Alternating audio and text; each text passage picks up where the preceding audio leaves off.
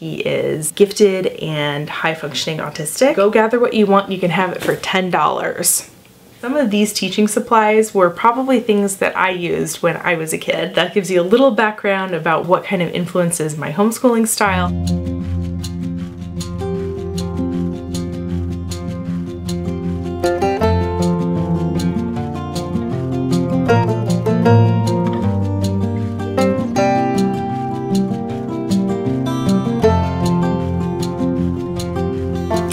Well, hello, lovely friends. My name is Amanda. If you are new to this channel, welcome. I make videos about moderately crunchy lifestyle and parenting. We talk about all sorts of things. I'm all about keeping things real. We talk about homeschooling. We talk about mental health. We talk about you name it, we talk about it. So if that is the kind of channel that interests you, consider hitting that subscribe button and the little notification bell next to it if you would like to get notifications every time I put up a new video.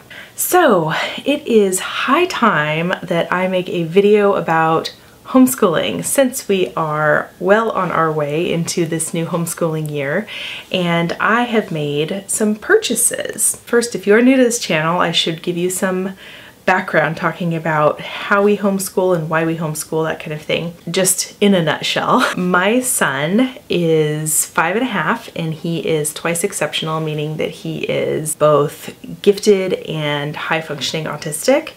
And for that reason, we felt like we could meet his academic needs much better at home. That is the short story. If you'd like the long story, I will put his whole playlist here. So the more I did my research about homeschooling and looking into options in our area, I discovered that our school district has a parent partnership program. It's basically a hybrid program between homeschooling and public schooling, where there is an actual school with principal, actual teachers, classrooms where your kid can go to school part-time. You could even have them go full-time and take classes there, or you could just have them take like one class or maybe 2 classes and you do the rest at home. It's entirely up to you, and it is the most amazing program.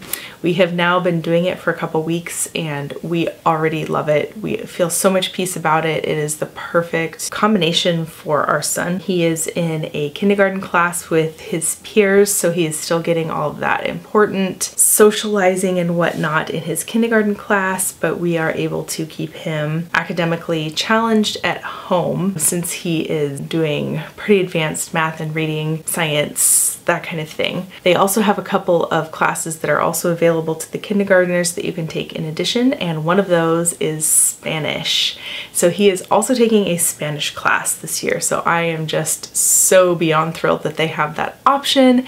I really think that kids should be taking a foreign language right from the get-go anyway, because that is when their brains are the most plastic. That is when they absorb it like it's nothing, no sweat. I don't know why in the United States we wait until high school, because it's harder then. Anyway, I took a lot of Spanish when I was younger. I started when I was in middle school and took it all the way into my first year of college. And so I had, what was it, like 7 years of Spanish, something like that. And so I really feel like it's an important skill to have, especially living in the United States, just because there are so many people who speak Spanish here, and it is just a really useful life skill. Anyway, that's a little side tangent, but he is taking that and we are loving it. That said, he is doing half of his school at school and we are doing half of his school at home.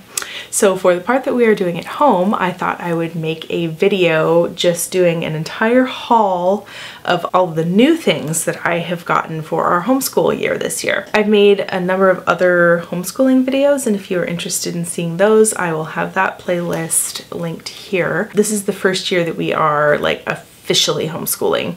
We have been basically unschooling up to this point, and we're going to continue doing a lot of unschooling just because it works really well for my son's learning style. He's very interest motivated. His passion, his special interest is astronomy and outer space, and so we have been able to teach him so many different things, just starting at that base and working our way out. We can tie back any kind of math, spelling, writing, science, storytelling, anything you can imagine subject, we can relate it back to astronomy.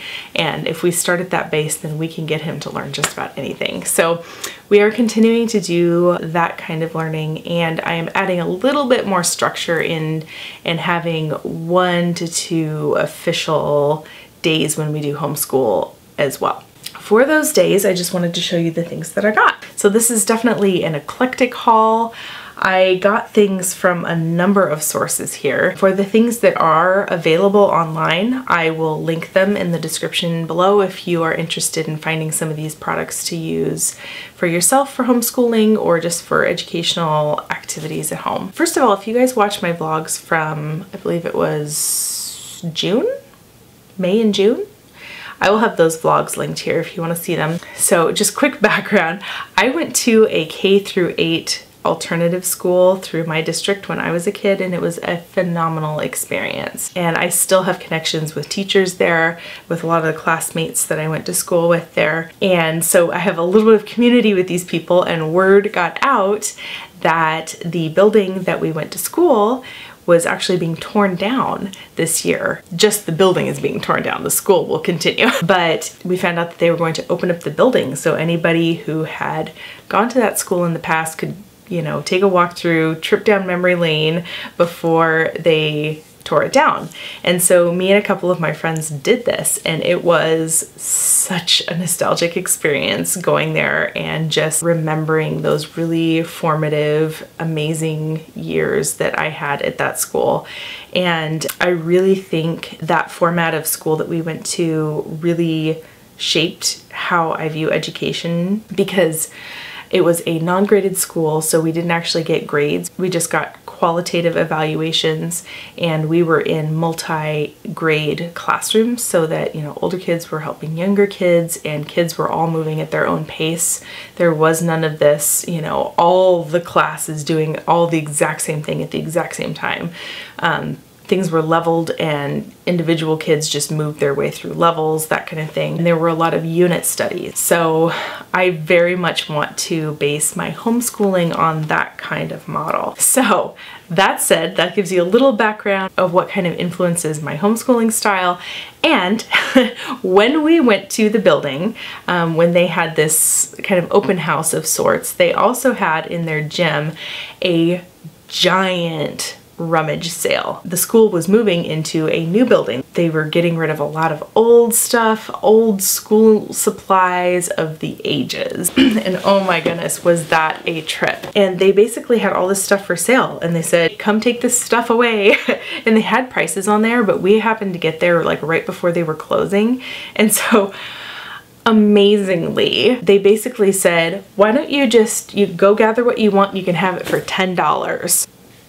So I was like, okay. That is the long version of where I got a big chunk of this haul was at that Rummage sale where I went to school. So some of these teaching supplies were probably things that I used when I was a kid. There's some older stuff and there's some newer stuff, but I got some amazing things. So I will show you that stuff that I got all for just $10. It was amazing. First of all, they had a bunch of books, which was fantastic. Just some classics, The Very Hungry Caterpillar, and then a lot of very educational type books. The lineup book, it actually has which subject it is labeled on there, which is awesome. It's a math book. This is cubes, cones, cylinders, and spheres. So some of this will actually be helpful for my preschooler, because I'll be doing some homeschooling with her as well, even though she's going to preschool 3 days a week. Brave Horace, this is a book about being brave, which is great for my high-functioning autistic son, because he always needs a little extra push for getting out of his comfort zone and being brave. A Sesame Street book called Nothing to Do, how to come up with ideas to use your imagination when you're bored, that kind of thing. And the classic Rumpelstiltskin. So I thought I would add these to our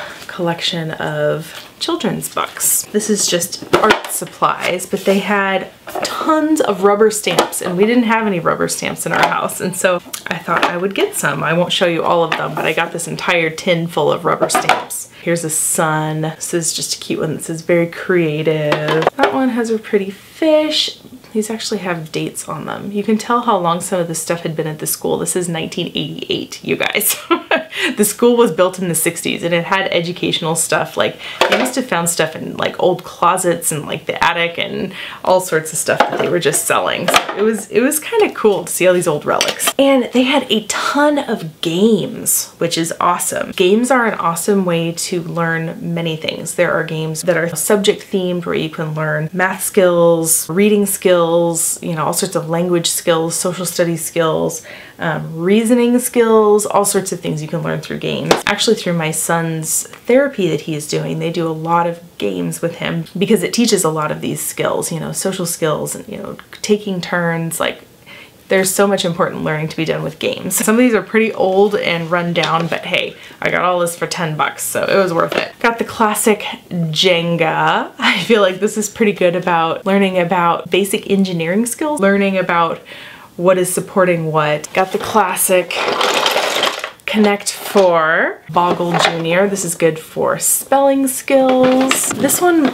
Balderdash. This one's actually a fun one to play as adults. My kids probably won't play this one until they're a little bit older. It's a fun word game where you like make up definitions and like calling your bluff kind of game. So that'll be fun when they get a little older, and in the meanwhile, it would be a fun game night game for us adults. And my son, loving outer space, they had this game called Mars 2020. Now, I find this funny that, let's see, what year was this made? 1998. So I find it interesting. This is Mars 2020 and now we're in 2018, but my son has already opened this. The game itself is a little advanced for his age, but it has like little models of Mars and little rocket ships and stuff in there, and he loves playing with this stuff in here already and just using his imagination with the materials in there. And as he gets older, it'll probably be a game that he will enjoy playing as well. Now this one is a little I Spy. I'm sure you guys are familiar with the I Spy books. These are little puzzles. It's just like little two-piece puzzles where you match the two sides together. My daughter, she loves I Spy. She loves, you know, searching for things, finding details and things. And so I got this for her, and we've actually played this a number of times already, and she adores it. This is Cadu, which is a cranium related game. And I actually haven't played this version. I played actual cranium, but I don't know how this one goes, but it looks like it is for ages 7 and up. So my son might be able to play this now. We'll see. We'll have to bust it open and give it a try here soon. This I am really excited about. It looks pretty old. It looks like it's from, I don't know, the 80s or 90s or something, but it's just spelling words. It's an entire box full of, it's called word cards, and and they're all organized. They have their little tabs that they're organized by. And I have already started using these to do spelling with Alex. And we are just going through all these cards. And we just do them every few days. I don't even have a solid schedule for it, but I have this manuscript tablet from the Dollar Tree, and he just gets a pencil and we do a few words. Let's see if I can show you an example here. I write an example of it, and then he has to copy the word 3 times, spelling it. He can sound out these words, like even if he hasn't spelled them before, he's at the point where I can just say, how do you spell hop? And he will say H-O-P. So I ask him first, and then I write it out. We're doing handwriting also. This is not just spelling, but also for handwriting. I'm getting him to get a little better with the proportions of letters, because he can write I mean, he's been able to write his letters since he was like 2, but getting better at handwriting and, you know, actually writing them in the right proportions. So we've been already doing that all summer, and we will just continue doing that. These cards are fantastic.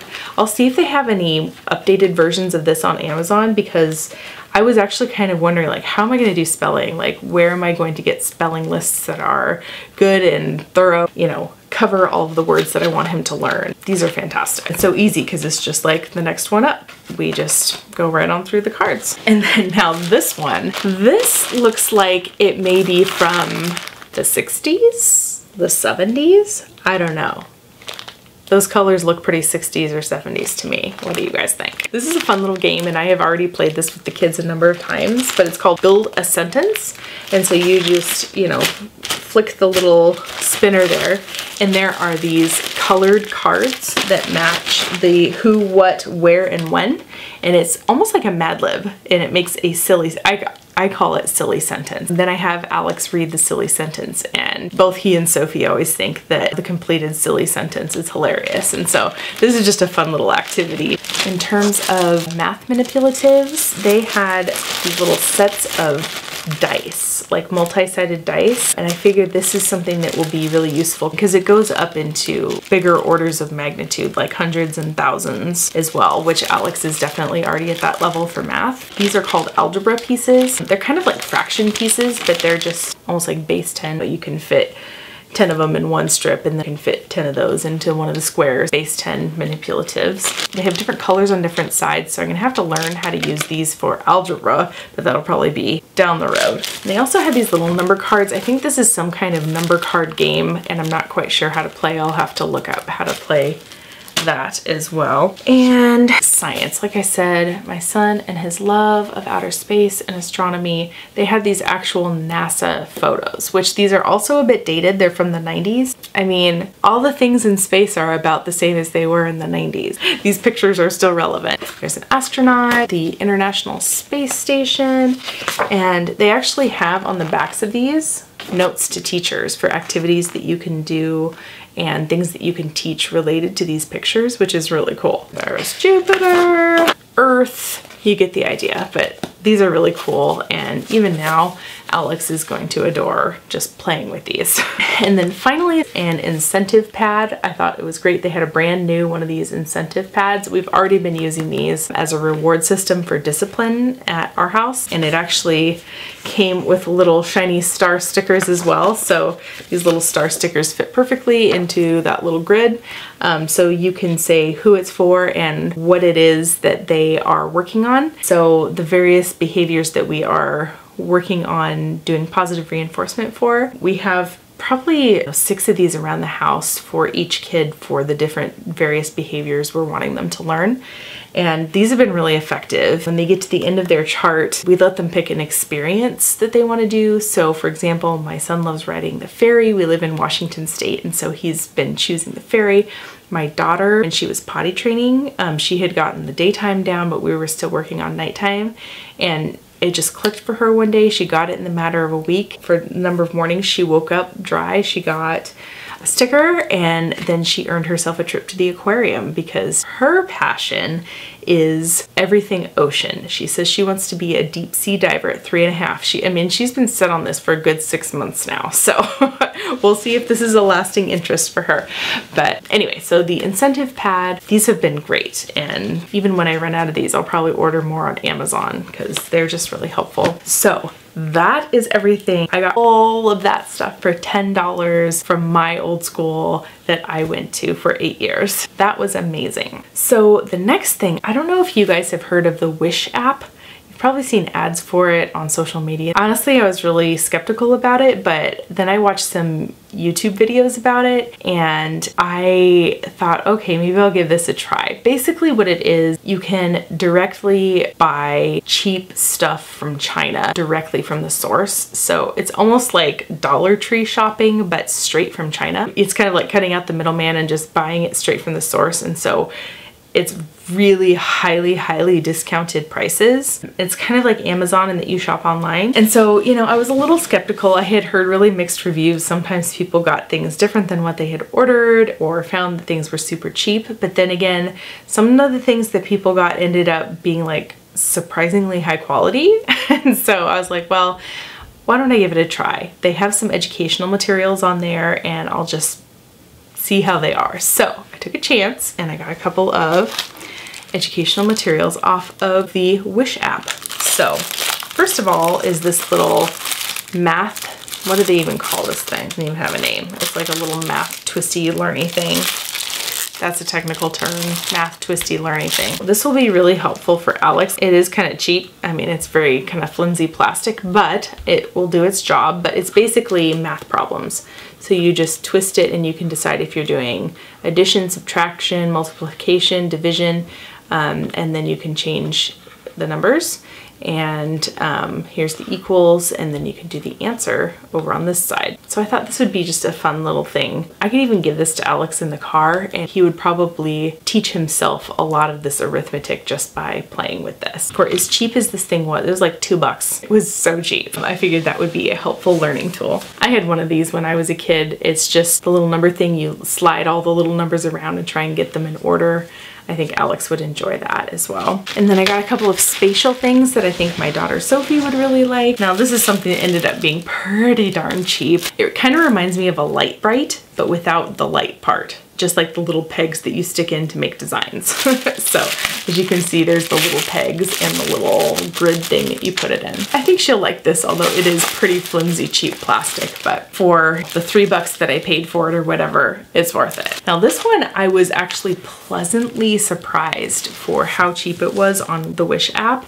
It's basically like actual physical Tetris. These are all wood blocks. It actually shows you how to make different designs with these pieces on the back. You can see they're also in Chinese, but you can also just fit them together like Tetris. I thought that was a pretty darn good find on wish.com for being such a cheap item. But I think I'm gonna have fun playing with this just as much as my kids.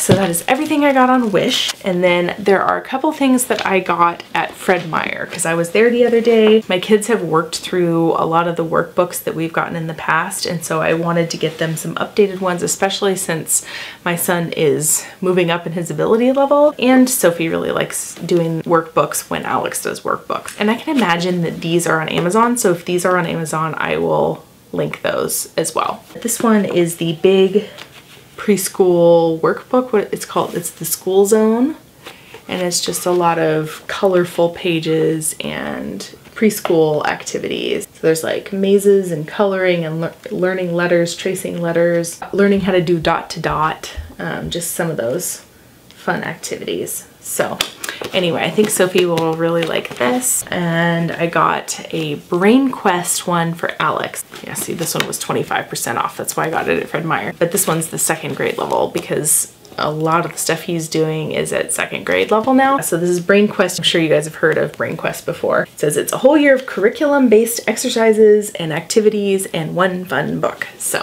as you can see, it's also a really colorful, fun book. There's lots of spelling and starting to do some reading comprehension, that kind of thing. Math. Oh, they're starting to do cursive in there. That could be an interesting thing to start with Alex later this year. Oh, and it's even starting to do a little bit of times table. He's starting to understand the concept of multiplication. So I think this will be good for reinforcement. I will see if those are on Amazon and link those as well. And then speaking of Amazon, the last things I got, I ordered directly from Amazon. So I can absolutely link these ones. First of all was I wanted to just have in our homeschool base materials some classic math manipulatives, because I feel like a lot of these things are just so useful to have around in all levels of math. Explaining any sort of math concept with manipulatives is so useful. So I just wanted to have these because I'm sure I will use them with all three kids. I felt like they were a good investment just to have in our basic homeschool supplies. Just like the other base 10 things that I showed you earlier, these are the classic base 10 cubes. I remember using these when I was a kid. It's place value, so ones, tens, hundreds, and thousand, and it's just learning place value in a very visual, kinesthetic kind of way. Alex loves them. Even Sophie loves these to make designs with them. I also got these rainbow fraction tiles. So for example, there is one whole, two halves fit on top of the one whole or underneath or whatever. It's teaching visually the concept of fractions, and Alex adores these tiles as well. It has halves, thirds, quarters, you know, it goes all the way up to 12ths. And so he loves just laying these out in a big rectangle and seeing like, oh, how many eighths fit in one hole? How many tenths fit in one hole? And he loves just visually laying all of that out. So all I have to do is give him these and he learns. It's fantastic. I remember having these kind of snap cubes when I was a kid. So I'll just take out one row of these, but you know, they're little cubes and they all come apart and you can stick them together in any old which way you like. See, I mean, you can put them together however you want. So they're not only good for learning math, but they're also just fun for being creative and building things. Both of my kids have already used these quite a bit for just being creative with them. Alex the other day used these to make a whole bunch of skyscrapers, and he built the entire city of Seattle with these. These are fantastic, versatile. I am a big fan of these. I gotta hurry up, my son is waking up. The very last thing I got was this creative homeschooling. Colleen Kessler, she has a YouTube channel. She actually does a lot more on Facebook and she puts out Facebook Live. She has a website called Raising Lifelong Learners, but it's a lot of really fantastic information about homeschooling gifted children. She said that this is the #1 book that she recommended for when you are just getting started homeschooling a gifted child. And so I went straight to Amazon and I bought myself this book, and I haven't had a chance to read it yet, but I am really excited to do so. Real life, my son is waking up, I gotta go. So I hope that you found this helpful and gave you some ideas for homeschooling or just learning activities at home. And if you did find it helpful, don't forget to give it a thumbs up and subscribe if you have not done so already. And I will see you in the next video. Bye guys.